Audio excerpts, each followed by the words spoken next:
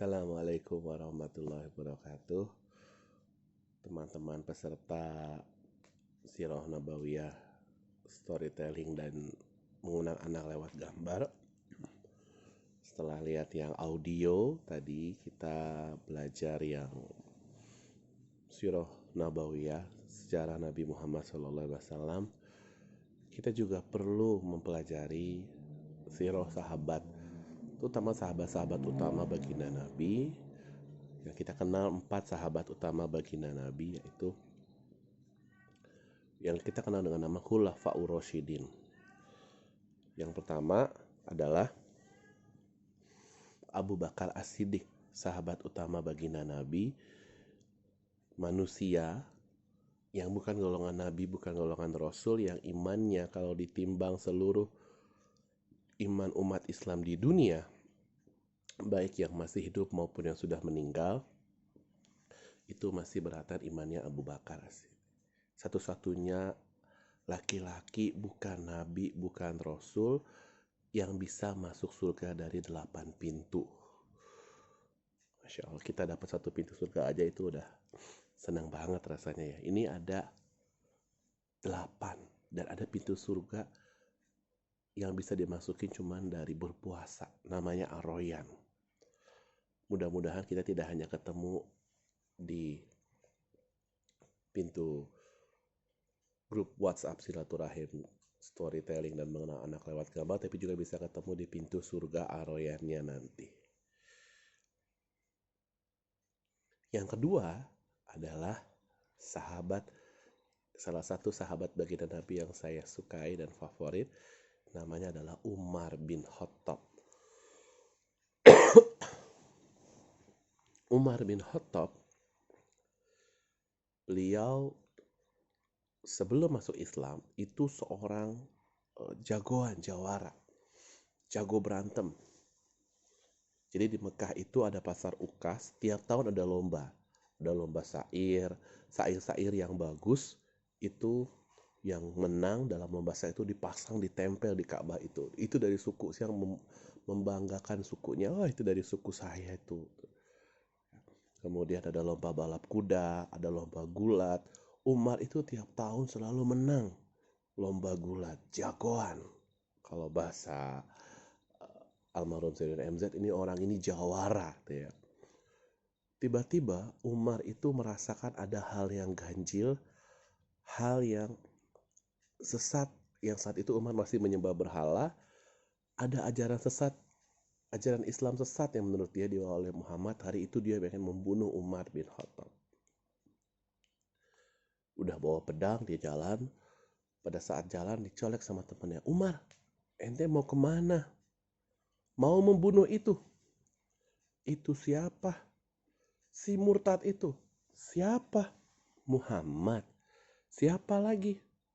"Yang telah memecah belah kita, yang telah menghancurkan berhala-berhala kita. Siapa lagi kalau bukan Muhammad mau saya bunuh?" "Salah kali ente." "Salah kenapa?" "Iya salah kenapa? Apa benar kamu mau membunuh Muhammad sedangkan adikmu Fatimah bawa masuk Islam?" Wah, Umar tahu adiknya masuk Islam, makin kesel, mukanya makin merah. Orang lain mau dia celakain, orang lain mau dia bunuh, malah adiknya sendiri masuk Islam. Langsung dia muter arah ke rumah adiknya. Di situ Fatimah sedang membaca Al-Quran. Saat itu masih dalam bentuk lembaran-lembaran yang kita sebut dengan yang namanya suhuf. Pada saat datang, langsung dipegang suhufnya begini. Umar nanya, "Fatimah," karena kakaknya bisa kita sebut dengan panggil, "Iya bang, apa benar berita di luar sana bahwa kau telah masuk Islam?" Fatimah mengatakan, "Bang, kalau memang Islam ini agama yang benar, sudahlah, gak usah belit-belit. Ngaku saja apa benar engkau masuk Islam." Begitu Fatimah mengatakan iya, langsung ditampar sama sama Umar. Teng. Suaminya mau bantuin, dibanting gini. Jagoan. Ketika melihat suaminya tersungkur, itu lembaran-lembaran Quran itu tercecer. Umar pengen tahu. Kalau bahasa anak zaman now tuh kepo. Apa itu? Coba saya lihat. Langsung diambil sama Fatimah. Ini suhuf, bang. Apa itu suhuf? Lembaran-lembaran Quran. Coba saya lihat. Gak boleh. Saya mau lihat. Gak boleh. Kalau abang mau lihat, mandi dulu. Diturutin apa kata adiknya. Dia mandi, pas dibuka, yang dibaca adalah Quran surat Toha. Ayat pertamanya adalah Toha. Wah, langsung cahaya hidayah Islam masuk dalam hati Umar. Ini begitu indah isinya. Belum pernah saya melihat ayat-ayat seindah ini. Masuk cahaya Islam, langsung lembut ngomongnya sama Fatimah. Di mana Muhammad sekarang, Fatimah? Tidak akan saya beritahu kalau kau akan membunuhnya. Tidak akan saya membunuhnya, Fatimah. Di mana beliau sekarang? Darul Arkom. Langsung ke rumah Darul Arkom. Di situ sahabat-sahabat lagi ngumpul.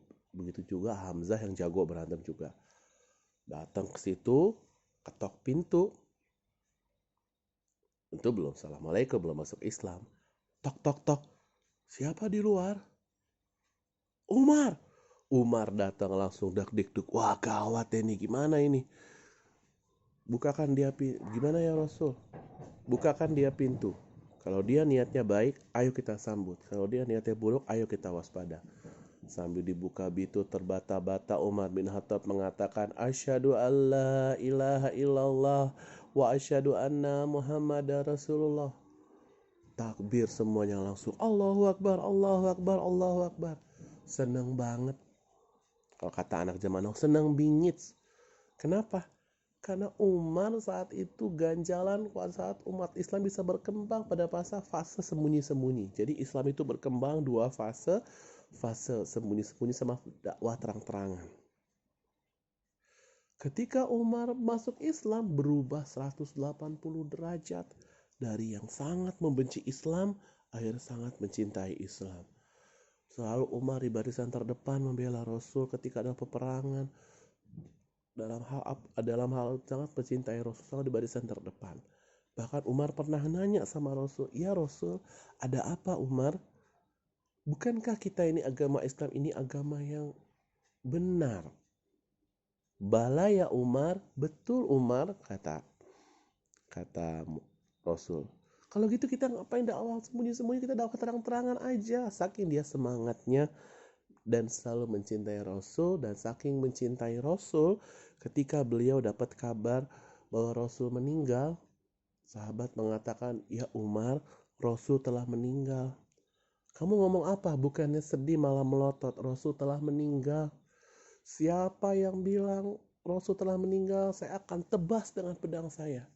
Begitu cintanya baginda Nabi sama Rasul, saling gak percaya Rasul meninggal. Abu Bakar datang, Umar, Rasul juga manusia. Yang namanya manusia pasti akan mati. Langsung sedih sekali Umar mendengar Rasul meninggal.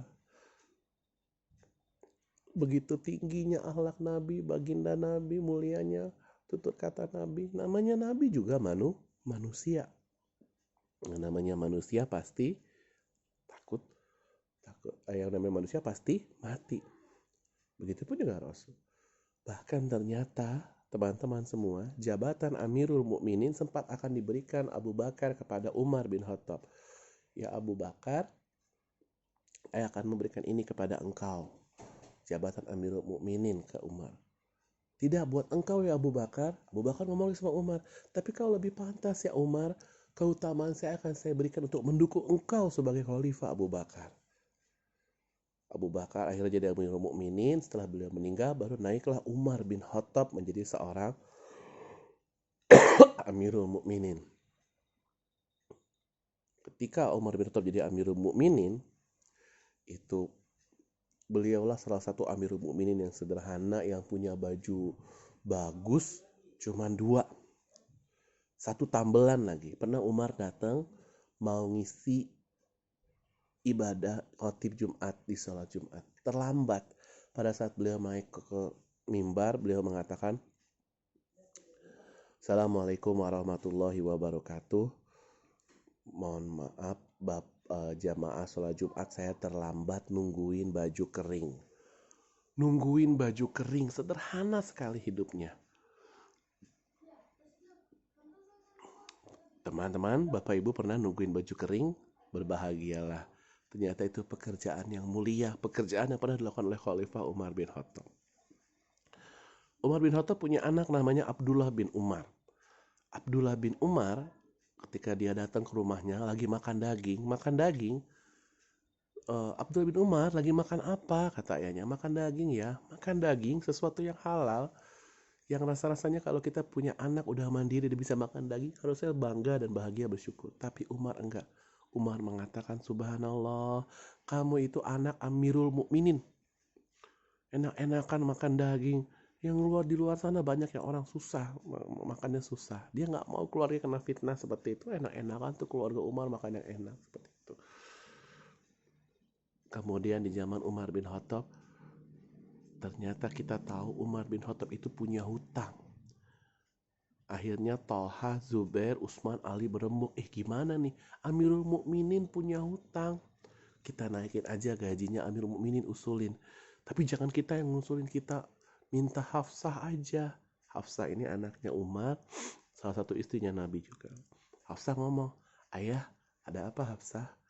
Gimana kalau gaji ayah itu dinaikin biar bisa bayar hutang? Hafsah, iya ayah. Kau tahu siapa orang yang saya cintai? Tahu Rasul. Berapa dia ngasih baju ke kamu? Dia ngasih baju cuma 2. Tidurnya bagaimana? Ada pakai pelepah kurma, kalau bangun itu dia ada bekas di badannya, di punggungnya. Itu orang yang saya cintai, Hafsah. Dan pada saat beliau meninggal, rumahnya itu dijual dan disebut dengan Darul Qada, rumah buat bayar hutang. Ketika Umar bin Khattab menjadi seorang khalifah, ketika beliau berjalan pada satu masa, kok dia lihat peternakan sapi itu pada kurus-kurus banyak, kecuali satu peternakan sapinya gemuk-gemuk. Dia tanya sama peternaknya, ini sapi siapa ya?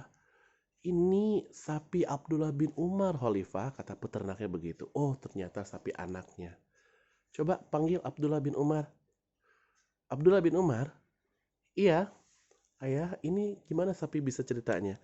Ya ayah, dulu saya dari kecil sapi ini sama peternak, kita rawat bareng-bareng, kita ternak bareng-bareng, kemudian hasilnya bagus, hasilnya besar, hasilnya merupakan sesuatu yang halal buat kita makan. Oh, bukannya seneng ya, kita kalau punya anak, dia berniaga, berbisnis, itu maju, pesat, sukses, biasanya senang ya. Tapi enggak sama Umar bin Khattab. Subhanallah, kamu itu anak Amirul Mukminin. Jual sapinya, ambil yang kamu mau, yang kamu butuhkan, sisanya kamu kasih mereka yang membutuhkan. Beliau nggak mau difitnah sama orang, mentang-mentang anak Amirul Mukminin ya, semuanya gampang, bisnis lancar. Nggak mau seperti itu. Kemudian pada saat pembagian harta warisan, Umar bin Khattab, saudaranya ada yang nyaut seperti ini, Kak Umar, kita kan saudara, kita lah dapat bagian dulu. Apa jawaban Umar? Kalau kau saudara, tunggu ya. Kalau kau keluargaku, tunggu ya belakangan. Tunggu ya nanti belakangan kalau ada sisanya. Masya Allah. Udah tunggu nanti ya belakangan kalau ada sisanya. Yang mana ada sisanya? Umar bin Khattab itu pasti dia berikan kepada orang miskin, orang yatim. Gak ada sisanya. Selalu mengepentingkan orang-orang fakir miskin. Dan ketika Umar bin Khattab menjadi seorang khalifah, kita mengenal ketika lagi rapat sama menteri-menterinya, Umar mengatakan, ini di Kufah itu ada, bingung kita mau kasih pemimpin yang tegas, rakyat ngeluh. Dikasih pemimpin yang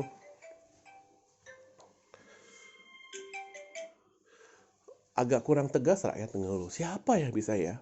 Salah satu menteri ada yang mengatakan, oh saya punya usul ya Khalifah. Siapa itu?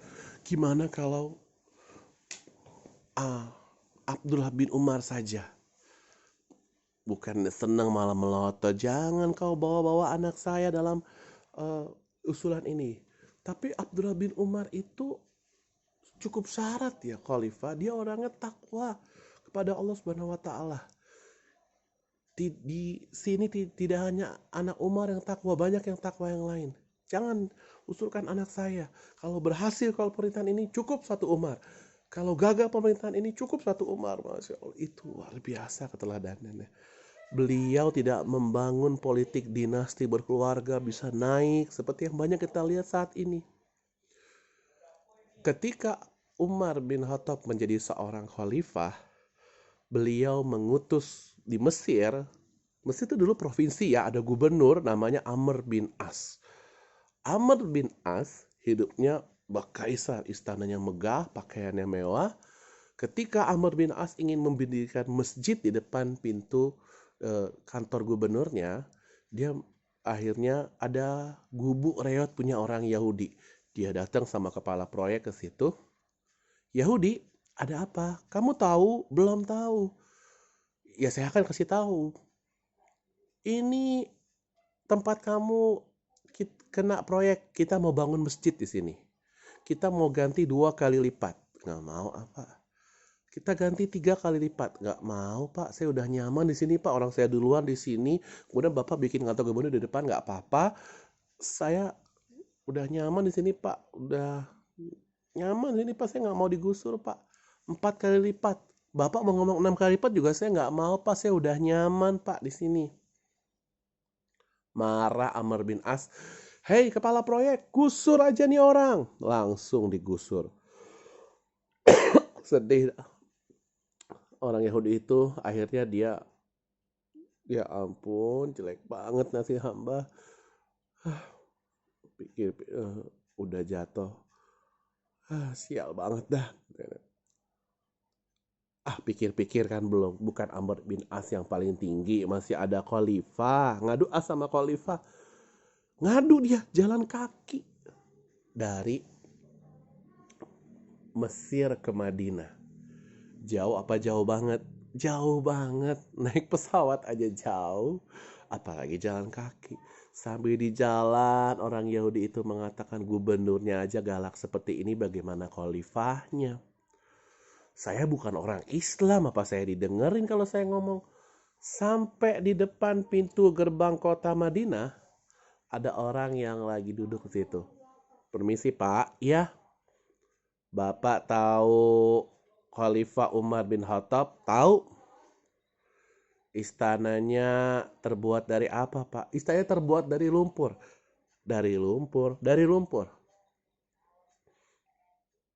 Pakaian kebesarannya apa Pak? Pakaian kebesarannya malu dan takwa.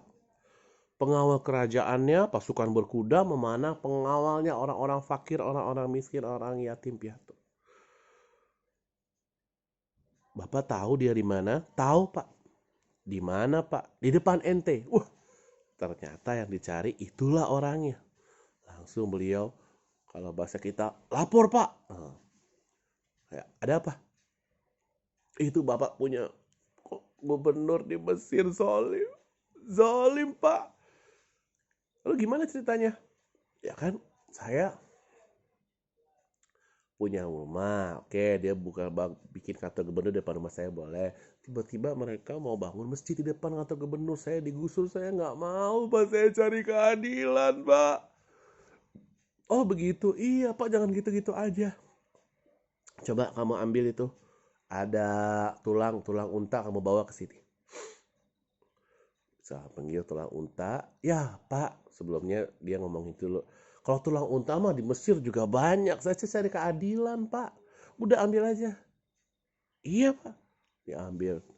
Dipakai pedang, disodet. Set gitu. Nih, kamu kasih ke Amr bin As. Sampaikan salam dari saya Khalifah Umar bin Khattab. Makin bingung tuh orang Yahudi itu. Udahlah, jalan. Percaya aja.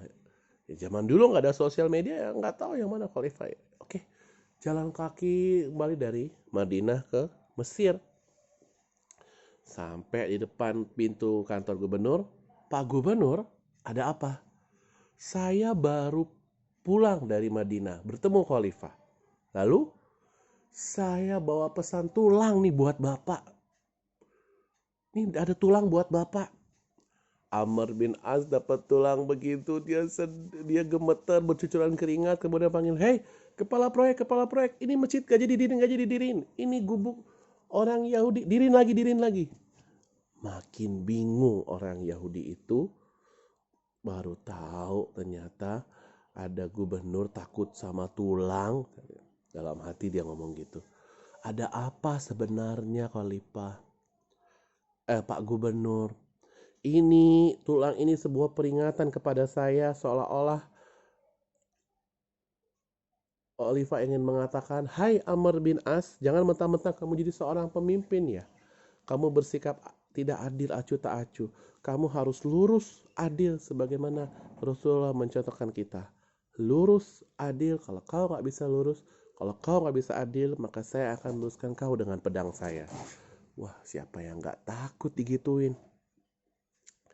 Ternyata Islam itu adil ya Pak. Adil. Kamu jangan asal lapor aja. Kalau gitu Pak, masuk saya Islam. Gubuknya mau kamu jual? Enggak Pak, saya kasih aja Pak. Sama sumur-sumurnya Bapak ambil aja dah. Ini Bapak saksi ini saya nih. Asyhadu alla ilaha illallah, asyhadu anna Muhammadar Rasulullah. Langsung masuk Islam. Akhlaknya begitu luar biasa dan ditunjukkannya kepada gubernurnya Amr bin As. Ketika Khalifah Umar itu belusukan, jadi belusukan dari zaman sahabat juga udah ada ya, bukan dari zaman ini saja. Dia ke rumah-rumah, dia mendengar ada suara bayi yang nangis.